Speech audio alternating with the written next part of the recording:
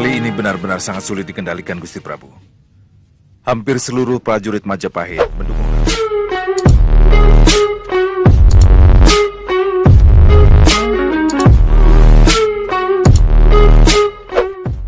Mahapati Gajah Mada dikenal dengan kesaktian mandraguna sebagai panglima perang dari kerajaan Majapahit.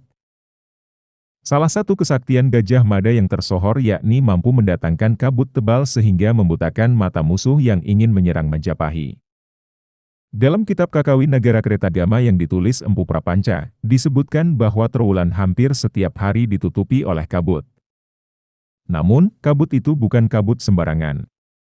Konon, kabut yang tampak di Trowulan, sebuah daerah di Kabupaten Mojokerto, Jawa Timur itu merupakan buatan Gajah Mada agar bisa melindungi Majapahit. Umumnya kabut perlahan-lahan menghilang ketika hari semakin siang. Akan tetapi, kabut di Trowulan berbeda. Di mana, ketika hari semakin siang, justru kabut semakin gelap.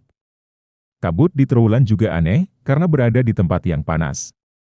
Tidak hanya mendatangkan kabut tebal untuk menyelimuti Trowulan, berdasarkan cerita rakyat Gajah Mada juga bisa muncul dari balik pusaran angin, bak seperti dewa. Kesaktian Gajah Mada ini disebut berasal dari Kiai Pawagal. Akan tetapi kesaktian mendatangkan kabut tebal dimiliki Gajah Mada. Saat terjadi pemberontakan Rakuti, kerajaan Majapahit juga diselumuti kabut tebal, hingga Gajah Mada sendiri pun tidak bisa melihat.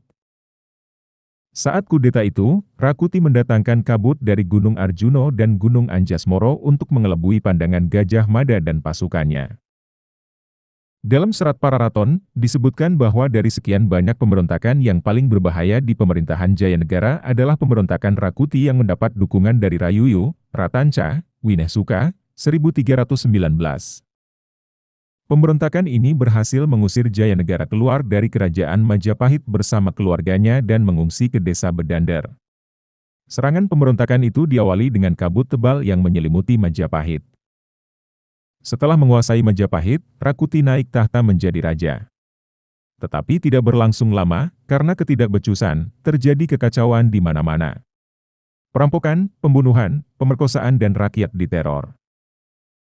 Saat rakyat Majapahit tengah mengalami penderitaan, Gajah Mada menyiapkan serangan balasan terhadap Rakuti. Pertama-tama, Gajah Mada membunuh Singaparapen yang menjadi telik sandi atau mata-mata dari Rakuti. Kemudian, dia mengumpulkan pasukan Bayangkara dan yang masih setia dengan Jayanegara, serta memanggil kepala pasukan yang tengah bertugas di Bali. Serangan Gajah Mada berhasil, Rakuti berhasil ditaklukkan.